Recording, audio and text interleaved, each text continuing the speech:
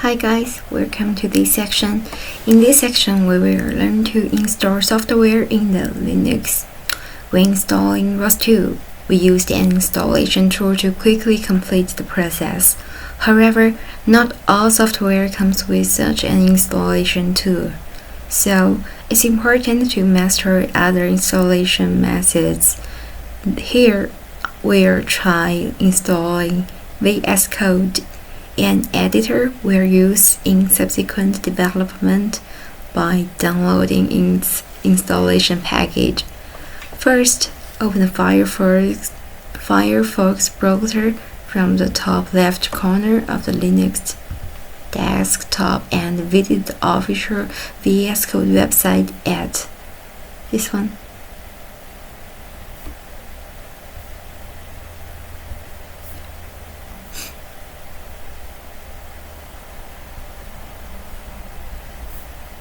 Don't say that I'm lazy, because it can be run anyway. Except the download interface is shown here, and then we click the blue tab button to start download. The file will be downloaded to tutor/downloads directory by default. After the download is complete, we will notice that the software installation package on Ubuntu has a .deb extension. Let's proceed to install it.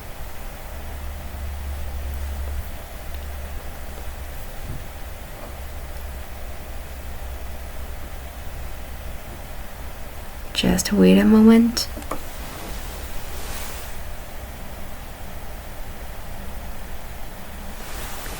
Okay, it's already been done. We can open the folder and then press to open in terminal.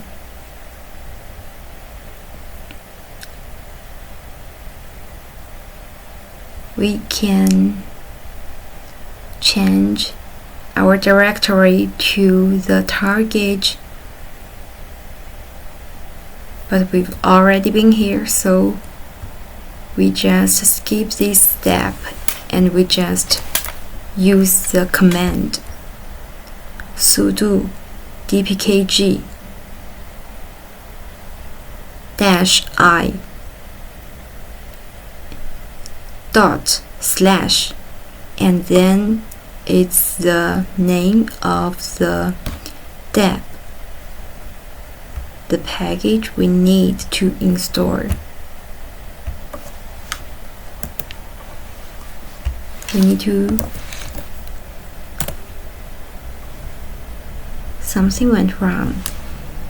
It means there is no such a file or directory. It's easy to see that it's different. It has different names, so we have to type it sudo dpkg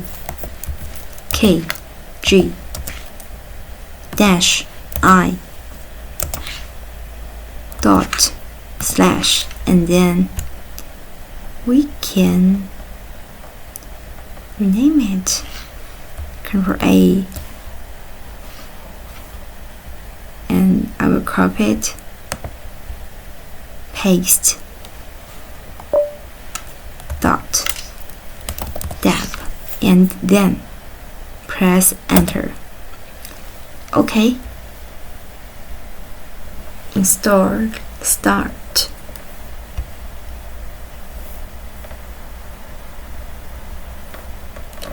As we can see, using dpkg, we can directly install download .deb packages. Another more advanced package management tool, apt, can automatically download and install software by its name. As an example, we will install Git later. It is a version control tool that used in later learning. But now we have to finish this one.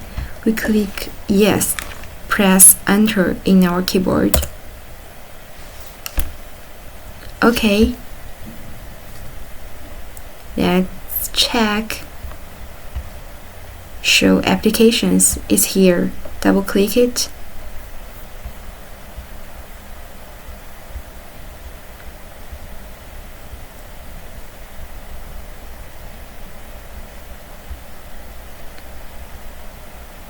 It's okay here. We will do it later. Next, we will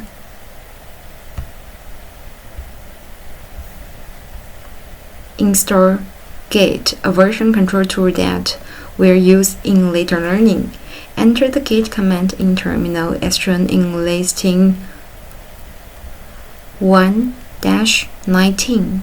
At this point, it will show that the command is not found and suggest using the apt command to install it. We just press Git.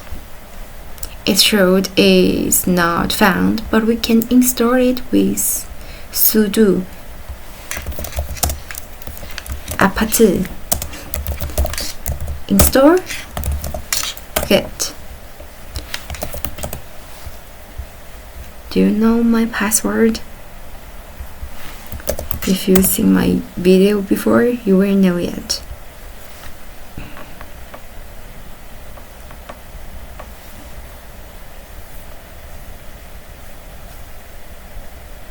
Okay, the installation is complete here.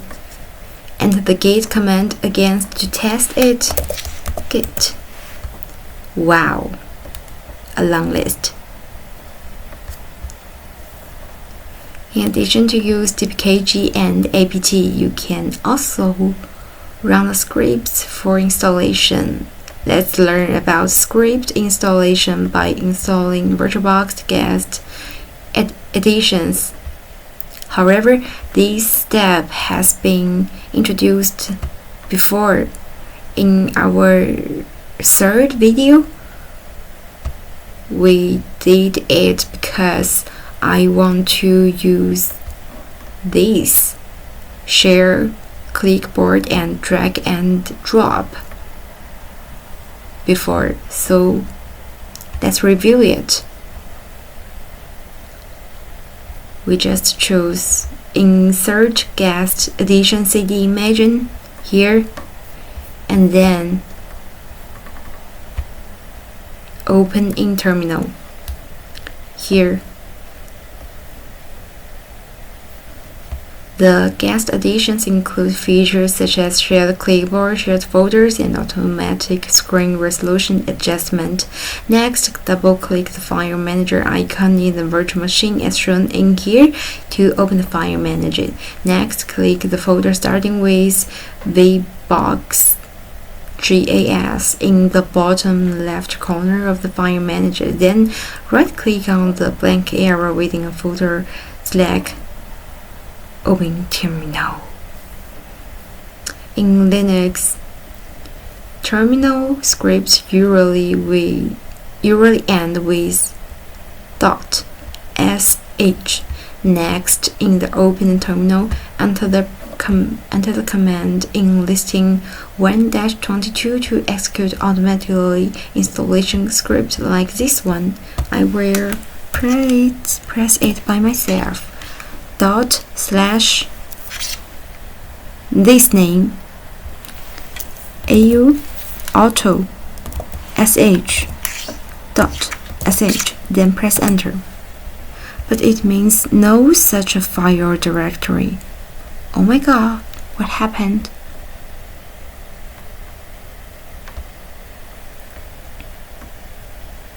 Maybe oh my god, I was wrong, sorry. /auto run .sh, press enter. Okay, ROS.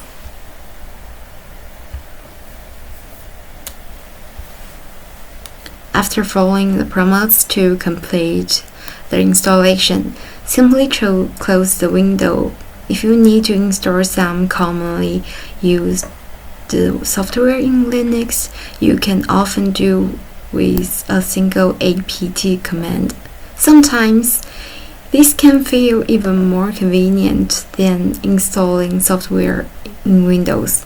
So let's review. First, download the app and install it by our command in terminal. Next, we use apt. Finally, we could use terminal scripts used and with .sh. Okay, it's been done. Bye bye.